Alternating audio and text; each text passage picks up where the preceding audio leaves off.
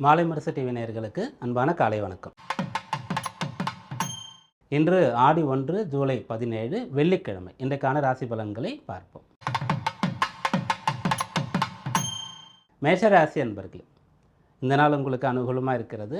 குறிப்பாக படிப்பு, கல்வி சம்பந்தமான விஷயங்களில் உங்களுக்கு நல்ல பலன் கிடைக்கப் போகிறது. அந்த கல்வின்றது உயர்கல்வி, ஆராய்ச்சி சம்பந்தமாக எம்ஃபில், பிஹெச்டிலாம் பண்ணுறது, வெளிநாடு போய் படிக்கிறது, இது சம்பந்தமாக உங்களுக்கு ஒரு சான்ஸ் கிடைக்கணும், ஒரு இடம் கிடைக்கணும்னா முயற்சி பண்ணலாம். இதுபோல் படிக்கிறதுக்காக உங்களுக்கு எஜுகேஷ்னல் லோன் வேணும்னு சொன்னால் அந்த முயற்சி செய்யலாம். அந்த படிப்புக்காக பண உதவி கிடைக்கணும் அப்படின்னு சொன்னால் அந்த முயற்சிகளை செய்யலாம்.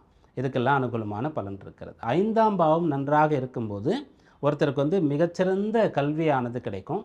அந்த கல்வியை கொண்டு பெரிய அளவிற்கு அவர் நல்ல பதவியில் அமர்வார் அப்படின்றத ஜோதிட சாஸ்திரம் பதவி பூர்வ புண்ணியானாம் அப்படின்னு சொல்லுகிறது. பொதுவாக ஒரு கூற்று சொல்லுவாங்க இல்லையா, நிழலினோட அருமை வெயிலில் தெரியும்னு சொல்லிட்டு, அப்படியாக ஒரு படிப்பினுடைய அருமைன்றது ஒரு பதவியில் தெரியும் அப்படின்னு சொல்லுவாங்க. அந்த பதவியை பெறுவதற்கான படிப்பு, அதாவது உயர்கல்வி, இதை படிச்சுட்டா இந்த வேலை தான் அப்படின்ற மாதிரி, இதற்கான அம்சம் இன்றைக்கு சிறப்பாக இருக்கிறது. மேஷராசியில் இருக்கக்கூடியவங்க இந்த முயற்சியை செய்யும்போது பலனை அடையலாம். ரிஷபராசி அன்பர்களே, இன்றைய நாள் வீடு வாங்கக்கூடிய யோகம் இருக்கிறது. 4ஆம் பாவம் வளைக்கிறது. இது நாள் வரைக்கும் உங்களுடைய ராசிக்கு 4ஆம் இடத்துல சுக்கிரன் கேதுவுடைய சேர்க்கை இருந்தது. இப்போ அந்த இடத்துல சந்திரனும் சேருகிறார். அந்த சந்திரன் கேது மற்றும் சுக்கிரன் சாரத்தில் சஞ்சரிப்பார். அப்போ 4ஆம் இடத்துல கேது சுக்கிரன்னு சொல்லக்கூடிய கிரகங்கள் இருக்கிறது. அங்கே இருக்கக்கூடிய சந்திரன் அகைன் அதே கேதுவுடைய சாரத்திலையும் மறுபடியும் சுக்கிரன் சாரத்திலையும் இன்றைக்கு சஞ்சரிக்க போகின்றார். அதனால் உங்களுக்குன்னு ஒரு வீடை அமைச்சிக்கிறது. அந்த வீடு எப்படின்னா பிடிச்ச மாதிரி, ஒரு வீடு கிடச்சா போகிறோம் அப்படின்ற மாதிரியான விஷயத்தை கொடுக்குறவர் சுக்கிரன் கிடையாது, செவ்வாய் கொடுத்துருவார்.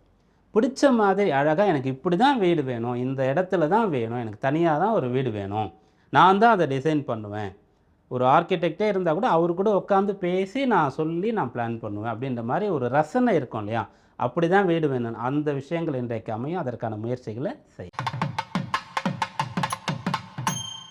மிதுனராசி அன்பர்கள், இன்றைய நாள் தடைப்பட்ட காரியங்களை செய்கிறதுக்கு உகந்த நாள் அப்படின்னு சொல்லலாம். ராசியில் இருந்த சூரியன் ராசிக்கு 2ஆம் இடத்திற்கு வந்துட்டார். சூரியன் ராசியில் இருக்கும்போது என்னென்னா நல்ல பலன்களாக சொல்லப்படுகிறது. ஆனால் கொஞ்சம் இறங்கி போக முடியாது. அந்த சுய கௌரவமும் ஒன்று தடுக்கும். ஒரு உயர் அதிகாரியாக இருந்தாலும் முதலாளியாக இருந்தாலும் கூட அவர்கிட்ட போய் ஒரு விஷயத்தை கேட்குறது, அதுக்கு மனசு வராது. அவங்களே கொடுக்கட்டும், என்னுடைய திறமை அவங்களுக்கு தெரியாதா, எவ்வளோ உழைக்கிறேன்னு தெரியாதா, நான் இல்லைன்னா இந்த வேலையே நடக்காதுன்னு தெரியாதா, அவங்களா கூப்பிட்டு கொடுக்கட்டும், அவங்களா கூப்பிட்டு சொல்லட்டும் அப்படின்ற மாதிரி காத்துட்ருக்கிறது, வெயிட் பண்ணுறது. நடக்கலைன்னா அதை விட்டுட்டு போயிடுறது. அது சூரியன் ராசியில் இருக்கும்போது நடக்கும். இப்போ சூரியன் ராசிலேருந்து 2ஆம் இடத்துக்கு வந்துட்டார். புதன் மட்டும் ராசியில் இருக்கார். புதன்னா ஃப்ளெக்சிபிலிட்டி, அப்போது அந்த வளைந்து கொடுக்கக்கூடிய ஒரு தன்மை. அப்போது இது நாள் வரைக்கும் வாய் திறந்து கேட்டால் ஒன்று கிடைக்கும், நீங்கள் கேட்கல, இப்போ கேட்பீங்க.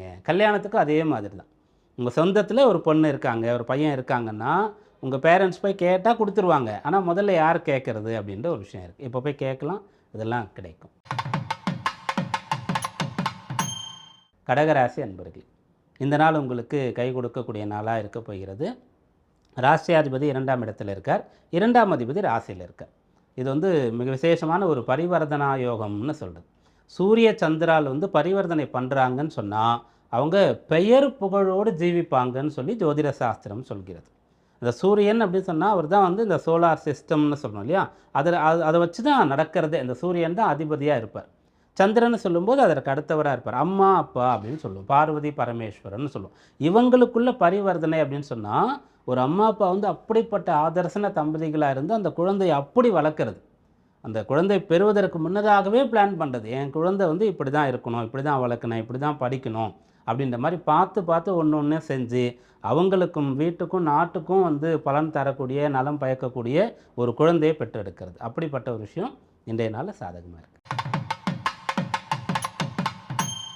சிம்மராசி என்பவர்களே, இன்றைக்கு இழந்ததை அடையக்கூடியது அப்படின்னு சொல்கிறது, அல்லது குடும்பத்திற்காக, குடும்ப நலனுக்காக அவங்கள விட்டு பிரியறது, தொலைதூரம் சென்று வேலை பார்த்து கஷ்டப்பட்டு இருந்து பொருளை தேடி கொண்டு குடும்ப நிலையை உயர்த்துறது அப்படின்னு சொல்லக்கூடிய ஒரு அம்சம் இருக்கிறது. சொந்த ஊரில் நடக்காத ஒரு விஷயத்தை வெளியூரில் போய் நடத்திட்டு வர்றது, அது பொருள் ஈட்டுறதா இருக்கலாம், படிக்கிறதா இருக்கலாம், வைத்தியம் செய்து நோய் நொடிகளை தீர்த்து கொள்வதாக இருக்கலாம். இதெல்லாம் இன்றைக்கு முயற்சி செய்யலாம். கன்னி ராசி அன்பர்களே, இந்த நாள் உங்களுக்கு லாபம் தரக்கூடிய நாளாக இருக்கிறது. என்ன ட்ரை பண்ணிங்கனாலும் கிடைக்கும். இந்த நாளை நீங்கள் யூஸ் பண்ணிக்கலாம். இப்போ காலையில் இப்போ இந்த பலனை கேட்குறீங்கன்னா, சீக்கிரமாக நீங்கள் கிளம்பி உங்கள் வேலைகளை பார்க்க ஆரம்பிச்சிடணும். இப்பயே உட்காந்து படிக்க ஆரம்பிச்சிடணும். அப்போது அந்த நாளை நிறைய பயன்படுத்திக்கிறீங்க அப்படின்னு அர்த்தம். ராசியாதிபதி ஜீவன பாவத்தில் இருக்கார். அப்போது எதை செய்தாலும் ஒரு தொழில் நோக்கத்திற்காக அதுலேருந்து என்ன நமக்கு கிடைக்கும், ரிட்டர்ன் கிடைக்கும் அப்படின்ற விஷயங்களை யோசித்து செய்கிறது. லாப ஆதாயஸ்தானம் வலுத்து இருக்கிறது. அதனால் செய்யக்கூடிய விஷயங்கள் லாபம் தர்றதுன்றதை நல்ல நாள் பயன்படுத்தி கொள்ளுங்கள். துளாராசி அன்பர்கள், இந்த நாள் உங்களுக்கு வந்து பெரியவர்களோடு சேர்ந்து அவங்க சொல்லக்கூடிய விஷயங்களை கேட்டால் நல்லது நடக்கும். பெரியோரிடத்தில் கலந்து பேசி அவங்க சொல்கிறத எடுத்துக்கணும், அது நடக்கும். வீட்டில் வேலை பார்க்குற இடத்துல வந்து சீனியர்ஸ் இருப்பாங்க, அவங்கக்கிட்ட ஒரு விஷயங்களை கேட்டு வந்து கன்ஃபார்ம் பண்ணிக்கணும். இது ஒர்க் அவுட் ஆகுமா, இந்த ப்ராஜெக்ட் செய்யலாமா, இந்த எரர் வந்திருக்கு, எப்படி அதை சரி பண்ணுறது அப்படின்ற விஷயங்கள்லாம். அதுபோல் முதலாளி, உயர் அதிகாரி இவங்களிடத்துல இருந்து நிறைய விஷயங்களை கேட்டுக்கிறதுன்னு சொல்லி ஒரு விஷயத்தை கேட்டு தெரிந்து கொண்டு செய்தால் அது பலன் தரும். நீங்களாகவே ஒன்றை செய்கிறீங்க அப்படின்னு சொன்னால் அதில் அனுபவங்கள் உண்டாகும். விருச்சிக ராசி அன்பர்கள், இன்றைய நாள் உங்களுக்கு வந்து தடைப்பட்ட வாய்ப்பு கிடைக்கும். கைவிட்டு போனதை மீட்க முடியும். வெளிநாடு பயணத்திற்காக ரொம்ப நாளாக காத்துட்ருக்கீங்க, வீசா கிடைக்கல உங்களுக்கு அப்படின்னு சொன்னால் இன்றைய நாள் முயற்சி பண்ணுறது நல்லது. அதே போல் திருமணமாகி புத்திர பேர் தடையாகக்கூடிய தம்பதிகள் வந்து அது எதனால், ஜாதக ரீதியான காரணம் இருக்கிறதா, அதாவது பிரார்த்தனை செய்யணுமா அல்லது வந்து ட்ரீட்மெண்ட்டுக்காக போகணுமா அப்படின்ற விஷயங்கள்லாம் இன்றைய நாளில் தெரிந்து கொள்ள முடியும். கிடைக்காத பாக்கியமான நல்ல விஷயங்கள் கிடைக்கிறதுக்கு வழி தெரியக்கூடிய நாள்னு சொல்லலாம். தனுர் ராசி அன்பர்கள், இந்த நாள் உங்களுக்கு அற்புதமாக இருக்கிறது. இன்றைக்கு நீங்கள் என்ன செஞ்சாலும் ஒர்க் அவுட் ஆகும். சில நேரங்களில் நம்ம பார்த்து நிறைய பிளான் பண்ணி செஞ்சாலும் கூட பெருசாக சக்சீட் ஆகாது. சில நாளில் வந்து அப்படியே உருட்டாம்போக்கில் ஏதோ ஒன்று செஞ்சால் கூட பெரிய அளவுக்கு பலன் கொடுத்துரும். அதை வந்து அதிர்ஷ்டம்னு சொல்லுவோம். இன்றைக்கு அது உங்களுக்கு துணையாக இருக்கிறது. புதன் 7ஆம் இடத்திலிருந்து ராசியை பார்த்து கொண்டிருக்கார். சூரியன் 8ஆம் இடத்திற்கு வர்றது வந்து அவ்வளோ சிறப்பான பலன் இல்லை. ரொம்ப கஷ்டம், பிரச்சனை, தவறு செய்கிறது, மாட்டிக்கிறது, தண்டனை, சிறைவாசம், ராஜகோபம்னு சொல்லுவோம். அதெல்லாம் வந்து அந்த காலத்தில் வந்து ராஜாக்கள், மன்னர்கள் இருந்தாங்களே, அப்போ வந்து ராஜபூஜிதம், ராஜகோபம் அப்படின்ற விஷயங்கள்லாம் சொல்லுவாங்க. ஒரு ஆண்டு பிறக்கும்போது இந்த ஆண்டு இவங்கெல்லாம் கவனமாக இருக்கணும்னு. அப்போ சூரியன் யாருக்கு 8ல் இருக்காங்களோ அவங்க வந்து சட்டத்திட்டங்களில் வந்து ஏதாவது பிரச்சனையை மாட்டிப்பாங்க, அந்த அரசாங்கத்தினால தண்டனைக்கு உள்ளாக்கப்படுவாங்க அப்படின்ற மாதிரி ஒரு விஷயம் சொல்லப்படும். ஆனால் இப்போ அந்த சூரியனோட குரு சேர்ந்துட்டதுனால அதை உங்களால் உணர்ந்துட முடியும். முதலே தெரிஞ்சுட்டு தப்பு பண்ணாமல் இருக்க முடியும், அல்லது வந்து அதை சரி பண்ண முடியும்.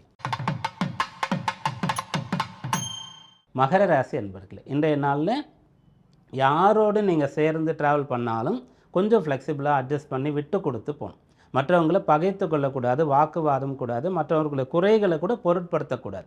உங்களுக்கு பிடிக்கலன்னா டீசெண்டாக நீங்கள் விலகி போகலாம். அதை அவங்கக்கிட்ட சொல்லணுன்ற அவசியம் இல்லை. 7ஆம் இடத்துல சூரியன், குருன்ற 2 ராஜ கிரகங்கள் இருக்கும்போது நீங்கள் என்ன பண்ணுவீங்கன்னா, யார் என்னன்னே பார்க்காம மனசில் பட்டதை பேசிடுவீங்க, பிறரை குறை சொல்லுவீங்க. அதை வந்து இன்றைக்கு தவிர்க்கிறது நல்லது. அது வந்து ரிலேஷன்ஷிப்பையும் ஃப்ரெண்ட்ஷிப்பையும் காப்பாற்றும்.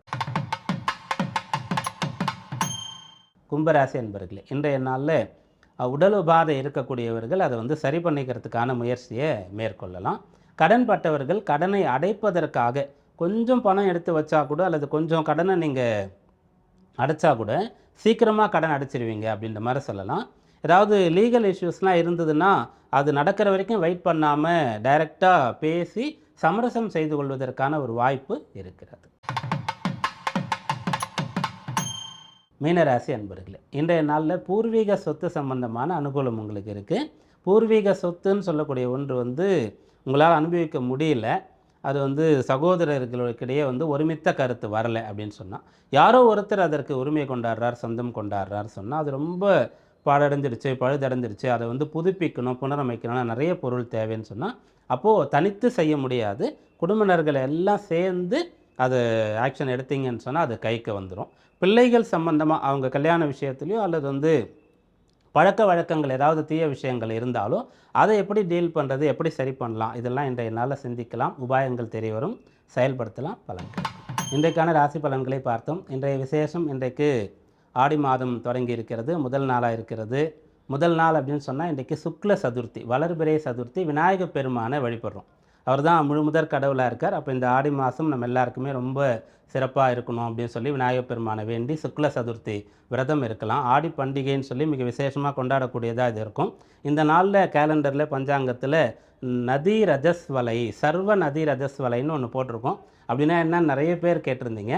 அப்படின்னா என்னென்னா வந்து சரியாக புரிஞ்சுக்கணும், தவறாக எடுத்துக்கொள்ளக்கூடாது.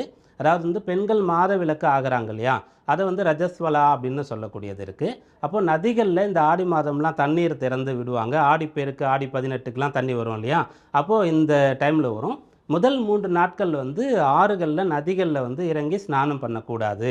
அது வந்து நதிக்கான ரஜஸ்வலா அப்படின்னு சொல்லக்கூடியது ஒன்று இருந்தது. அதை முன்னோர்கள்லாம் கடைபிடித்து கொண்டு இருந்தாங்க. அதை வந்து இப்போது அதில் போட்டிருக்காங்க. இப்போ பெரும்பாலும் நம்ம அதை போல் தினந்தோறும் போய் ஆறுகளில் நதிகளில் குளிக்கிறது, பயன்படுத்துறது அப்படின்ற ஒரு விஷயத்தை செய்கிறது இல்லைன்றதுனால இந்த காலத்துக்கு அது பெரிய அளவிற்கு அவசியமாக இல்லை. அப்போது ஒரு விஷயம் இருக்குன்னா அது ஏன் அப்படின்னு தெரிஞ்சுக்கிறதுக்காக நம்ம இந்த கருத்தை சொல்லியிருக்கோம். ஆடி மாதம் முதல் நாளே சுக்ல சதுர்த்தியாக இருக்குது. முதல் நாளே வெள்ளிக்கிழமையாக வருது. அப்போ இந்த ஆடி மாதத்தில் 5 வெள்ளி வரும். ஆடி வெள்ளி ரொம்ப விசேஷமானது. இன்றைய நாளில் இருந்து சுமங்கலி பிரார்த்தனை, சுவாசினி பூஜைன்னு சொல்கிறது. அந்த கன்னி பெண்களுக்கு, சுமங்கலி பெண்களுக்கெல்லாம் வந்து நிறைய மங்கள பொருட்களை நம்முடைய வீட்டுக்கு அழைத்து நம்ம கொடுக்கும்போது, நம்முடைய வீட்டுக்கு ஒரு பெண் வரணும், பையன் இருக்கான், கல்யாணம் ஆகணும்னு சொன்னால் திருமணம் ஆகும். திருமணமான தம்பதிகள் இருக்காங்கன்னு சொன்னால் புத்திரப்பேறு, ஒரு பெண் குழந்தை மகாலட்சுமி வந்து வீட்டில் பிறக்கணும்னு சொன்னால் அந்த விஷயங்கள்லாம் கைகூடும். இதெல்லாம் செய்து பலனை பெறுவோம். இந்த நாள் நம்முடைய மாலை முரசு டிவி நேயர்களுக்கு இனிய நாளாக அமைய பிரார்த்தனையோடு கூடிய வாழ்த்துக்கள். மீண்டும் நாளை சந்திப்போம். நன்றி, வணக்கம்.